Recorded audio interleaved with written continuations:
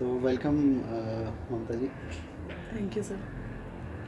तो क्या क्या हेल्थ बेनिफिट लग रहे हैं आपको जब आप पहली बार आए थे उस समय आपको जो हेल्थ इश्यूज थे तब में, और अब जो आप 2-4 महीने बाद थेरेपी करने के बाद आप में जो health benefit, physical health benefit हुए हैं आपको, वो क्या क्या आप फील कर रहे हैं? मुझे याद है सर, जब मैं पहली बार आपके पास आई थी तो मुझे बहुत सारे हेल्थ इश्यूज़ थे और मैं सारे डॉक्टर्स को दिखा दिखा के थक के आई थी। सब जगह से होपलेस होके आई थी।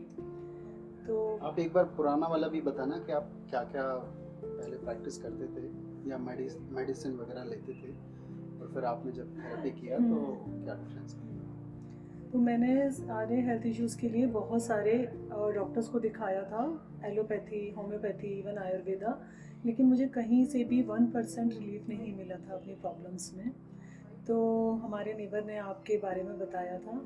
तो जब जॉइन किया तो एक लास्ट होप थी कि सब कुछ ट्राई हो चुका है और सरेंडर मोड में ही आई थी कि अब जो भी होगा देखा जाएगा, ये लास्ट होप है।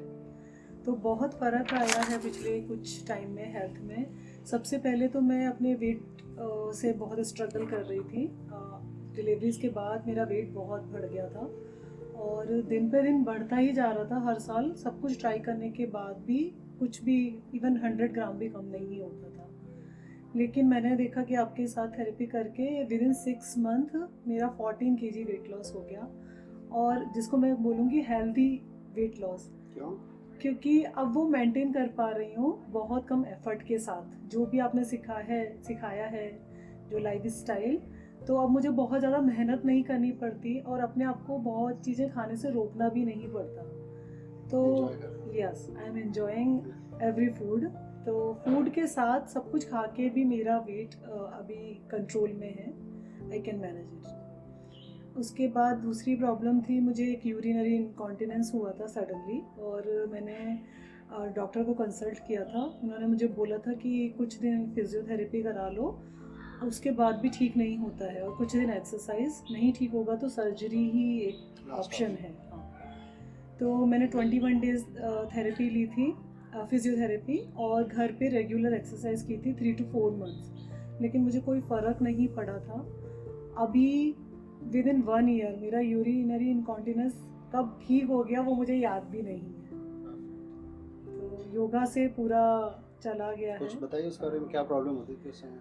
जब स्टार्ट मतलब डे हुआ टू डे था, रूटीन कैसे मैनेज करते राइट, थे? बहुत मुश्किल हो गया था। मुझे लगने लगा था कि मेरी तो लाइफ ही ख़त्म हो गई, क्योंकि मुझे अगर 1 किलोमीटर भी कार में जाना है तो जो ब्रेकर्स की वजह से या गड्ढे की वजह से मुझे लगता था कि लीक स्टार्ट हो गया। तो मैं थोड़ी सी दूर के लिए भी गाड़ी में पीछे लेट के जाने लगी थी। तो मैं यही बोलती थी कि कहीं भी घूमने जाना है या कहीं भी जाना है तो वो तो बहुत मुश्किल हो गया मेरे लिए। तो मैं बहुत टेंशन में आ गई थी उस टाइम। तो जब आपको ज्वाइन किया और फुली सरेंडर कर दिया कि बहुत सारी एक्सरसाइज थी कि जो मुझे करने से डर लगता था कि नहीं लीक शुरू हो जाएगा, लेकिन एक बार सोचा जो होगा देखा जाएगा। तो कुछ टाइम बाद वो अपने आप एकदम से ठीक हो गया योगा से ना। उसके लिए मैं बहुत बड़ी शुक्रगुजार हूँ कि वो मेरे लिए बहुत बड़ी प्रॉब्लम और बहुत बड़ा चैलेंज था। कि मुझे ब्रीदिंग इशू रहता था। तो मुझे लगता था कि जब क्लाइमेट चेंज होता है या बारिश होती है तब मुझे ब्रीदिंग इशू चालू हो जाता है और मैं प्रिकॉशनरी उसके लिए क्या प्रॉब्लम होती थी उस समय ब्रीथिंग इशू सांस में? लेने में तकलीफ होती थी काफ़ी। बिल्कुल नहीं पता। काफ़ी ज़्यादा होती थी, मतलब 50% ऐसा लगता था कि सांस नहीं आ रही। उस टाइम में अगर स्टार्ट हो गया होता था तो मुझे इनहेलर ही लेना पड़ता था। और अगर मुझे प्रिकॉशनरी लेना है तो मुझे एक टैबलेट रेगुलर लेनी पड़ती थी, वो 24 आवर्स काम करती थी। तो 5 to 6 मंथ जब वेदर चेंज होता था तो मैं ये रेगुलर बेस पे ये मेडिसिन ले रही थी। मुझे आपने बताया कि मेरे को लगता था कि वो एलर्जी या अस्थमा से रिलेटेड कुछ है, लेकिन जब आपने बोला कि एलर्जी और अस्थमा जैसा कुछ भी नहीं है, ये गैस्ट्रिक इशू है कि ओवर ईटिंग से जब गैस बनती है या किसी और रीज़न से उसकी वजह से सांस लेने में प्रॉब्लम होती है। तो आई वाज सरप्राइज कि लाइक कितने सारे डॉक्टर्स को दिखाया, उन्होंने कभी ये नहीं बोला कि इसका कुछ और रीज़न भी हो सकता है। रूट क्या है? हाँ, रूट कॉज क्या है, उन्होंने ये हमेशा इनहेलर और मेडिसिन लेने को बोला। फाइनली 3 साल बाद एटलीस्ट मुझे ये समझ में आया कि उसका रूट कॉज ही अलग था बिल्कुल। तो जब रूट कॉज पता होगा तो आप उसका इलाज कर पाओगे। तो अभी मुझे इनहेलर और टैबलेट लेने की बिल्कुल ज़रूरत नहीं पड़ती। ब्रीदिंग इशू होता है कभी कभी गैस्ट्रिक की वजह से, लेकिन आपने सिखाया है कि गैस्ट्रिक को कैसे रिलीज़ करना है और वो रिलीज़ करके मुझे आराम मिल जाता है। तो मेडिसिन मेरी लाइफ से बहुत कम हो गई है। कोई फिजिकल बेनिफिट मिला आपको? हाँ, हेडेक जैसे बहुत आ जाता था और वो भी मोस्टली गैस्ट्रिक की वजह से ही होता था। तो जब गैस्ट्रिक में आराम मिला तो हेडेक्स आने बंद हो गए। तो बहुत सारी चीज़ों के रीज़न कुछ और होते हैं और हम कहीं और उन पे प्रैक्टिस कर रहे होते हैं हील करने के लिए, तो रिजल्ट नहीं मिल पाते। कोई मेंटल बेनिफिट? यस, उससे पहले मैं एक चीज़ और बताना चाहूँगी कि जब वेट बहुत ज़्यादा था तो मुझे चलने में बहुत सांस फूलती थी। इवन अगर मैं 500 मीटर्स भी मुझे चल के जाना है तो मेरे लिए बहुत मुश्किल होता था, और स्पेशली सीढ़ियाँ चढ़ने में अगर मुझे अपने ही घर की सीढ़ी चढ़ के जाना होता है तो मैं ऊपर जाके हाँफ रही होती थी। जब से वेट लॉस हुआ, योगा आसना शुरू किए, तो टचवुड वो जो सांस फूलती थी वो फूलना बंद हो गई और अब मैं काफ़ी चल पाती हूँ। मेंटल हेल्थ हाँ, ये मैं बोलना चाहूँगी कि मुझे ये लगता था कि जितनी भी प्रॉब्लम्स हैं वो फिज़िकल बेसिस पे हैं।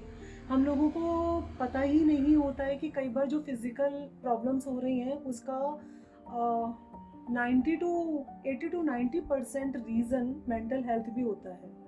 तो जब आपने थ्योरी क्लासेस ली और अपनी बॉडी के बारे में समझाया तो धीरे धीरे पता चला कि बहुत सारे इशू मेंटल लेवल पे थे और वो योगा से और थेरेपी से धीरे धीरे कंट्रोल में आने चालू हुए, तो उसका बेनिफिट्स बॉडी पे भी फिजिकली दिखने लग गया। कुछ मेंटल इश्यूज के बारे में बताओगे कि ये एंजाइटी थी या सैड फील होता था या अनईजी लगता था कुछ? हाँ हाँ बिल्कुल, जैसे मुझे ओवर थिंकिंग की टेंडेंसी है। कुछ भी डेली रूटीन में कुछ भी काम होता था तो बहुत जल्दी टेंशन लेने लगती थी कि ये काम रह गया है, ये करना है, ये बाकी है।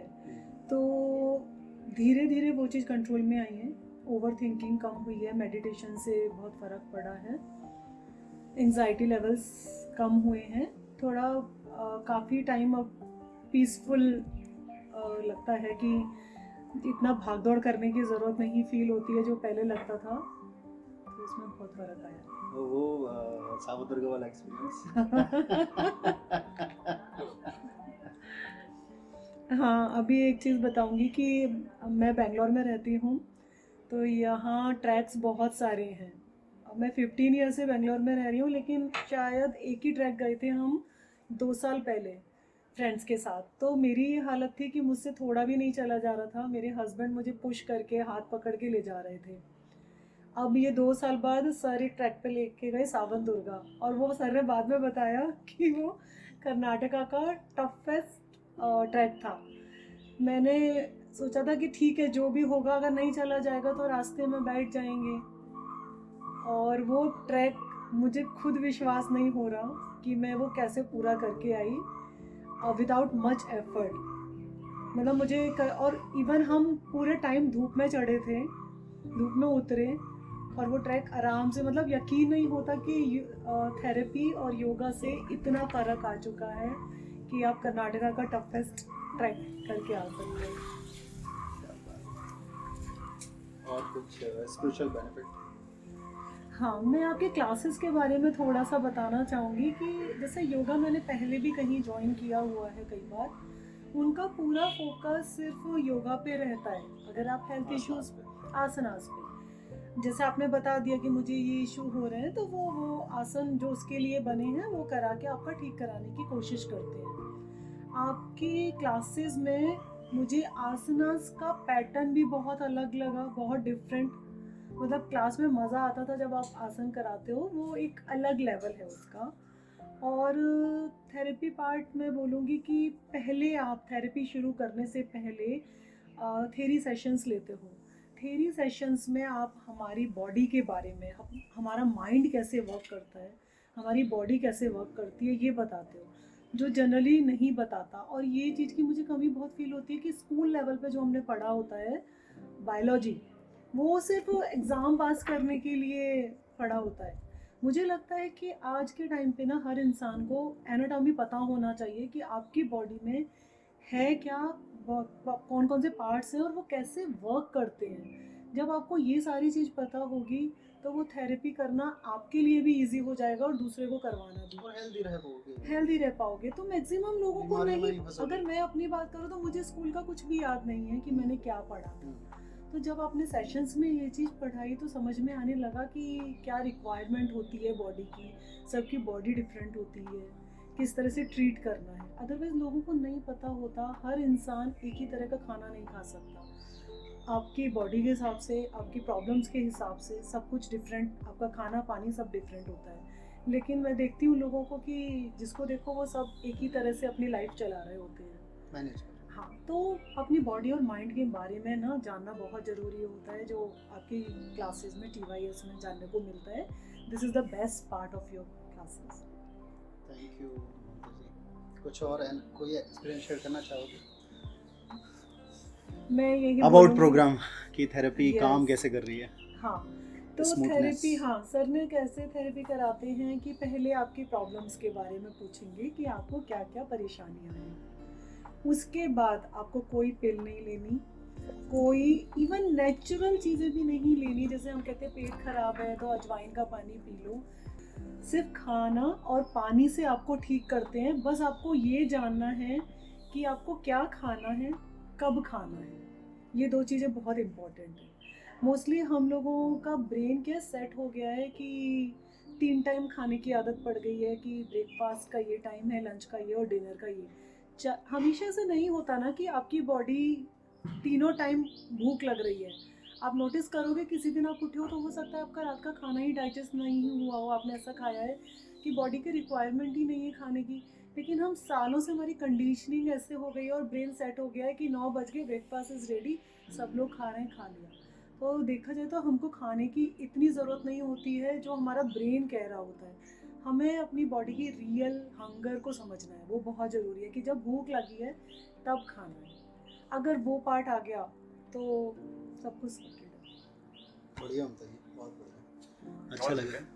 हाँ, अभी जैसे हमने ये सब किया, थेरेपी आपने समझी, बॉडी समझने लगे, तो अभी वो लेवल आ गया है आपको कि आपको हर चीज़ के लिए हॉस्पिटल या मेडिकल हेल्प के लिए नहीं दौड़ना। Right. Most of the time you can understand कि प्रॉब्लम बहुत बेसिक है और हमें यहीं पे उसे पकड़ लेना चाहिए। रूट कॉज अगर समझ में आ गया तो अगर मुझे समझ में नहीं आ रहा, मतलब आपको खुद समझ नहीं आ रहा, तो आप सर से हेल्प ले सकते हो और सर सुन के आपकी वो प्रॉब्लम ठीक कर सकते हैं। तो आप उस समय तुरंत कॉल कर लेते हो। राइट। तो कुछ एक्सपीरियंस शेयर करना चाहोगे उसके बारे में? हाँ, मैं बिल्कुल शेयर करना चाहूँगी। मेरे साथ 2 बार ऐसा हुआ था कि एक बार मुझे बैक कैच आया था और वो इतना सीवियर था कि मैं डॉक्टर का अपॉइंटमेंट लेने की सोच रही थी, लेकिन बाई चांस मैंने आपको कॉल कर लिया और आपने 1 दिन के अंदर वो बैक कैच पकड़ लिया और ठीक करवा दिया था, सिर्फ कुछ छोटी मोटी एक्सरसाइज से। ऐसे ही सेम हुआ था मेरी डॉटर के साथ। उसको 2 बार शोल्डर में पेन आया, मैंने आपको वीडियो कॉल किया और विदिन 5 मिनट्स आपने उसका वो पेन ठीक करा दिया था। मैं बहुत खुश हूँ कि पहले मेरी बेटी अगर कुछ भी प्रॉब्लम होता था तो बोलती थी कि मम्मा डॉक्टर का अपॉइंटमेंट ले लो। अभी वो बोलती है धर्मेंद्र अंकल को कॉल कर लो। तो ये मेरे लिए एक बहुत बड़ा अचीवमेंट है कि मेरे बच्चे इस चीज़ को समझ रहे हैं कि हर चीज़ के लिए डॉक्टर के पास जाने की ज़रूरत नहीं है और दवाइयाँ लेने की ज़रूरत नहीं है। नेचुरल तरीके से भी चीज़ें ठीक की जा सकती हैं। थैंक यू ममता जी। तो मुझे बहुत अच्छा लगा आपने ये जर्नी की और इसमें आपने नए नए आयाम अचीव किए, अचीवमेंट्स लिए। कुछ चीज़ें हैं ऐसी जो हमें डे टू डे में हमें जिनसे बाहर निकलना बहुत मुश्किल होता है और कई बार आप अपने एक्सपीरियंस को सब कुछ मानते हो, more than what scripture saying, what medical science is saying, what we believe in our experiences, and the problem begins from there. हमें ना वेद पे विश्वास है, हाँ, अपने अध्यात्म पे, योग पे, उपनिषद पे, ना हमें मेडिकल साइंस पे पूरा भरोसा है क्योंकि हमें दिख रहा है कि वो 100% रिजल्ट कहीं ना कहीं अटक रहे हैं, नहीं आ रहे हैं।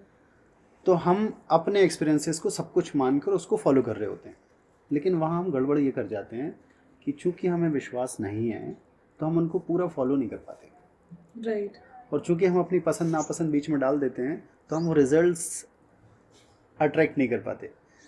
तो थैंक यू वेरी मच कि आपने थेरेपी किया, TYS का पार्ट बने, और अब मैं उम्मीद करता हूँ आप TYS का थेरेपी प्रोग्राम और नाम ऐसे मेंटेन करोगे, फैमिली के साथ एंजॉय करोगे TYS फैमिली को सपोर्ट करोगे। Thank you. अभी मुझे sir, I am too much grateful कि आपने मुझे TYS का पार्ट बनाया, क्योंकि आप मेरी लास्ट होप थे और आपने मुझे होपलेस नहीं होने दिया। उसके लिए बहुत बहुत धन्यवाद कि एक ऐसा बदलाव आ चुका है जो लाइफ टाइम मेंटेन किया जा सकता है, एंड बहुत easily. Thank you so much. Thank okay, thank you sir. You.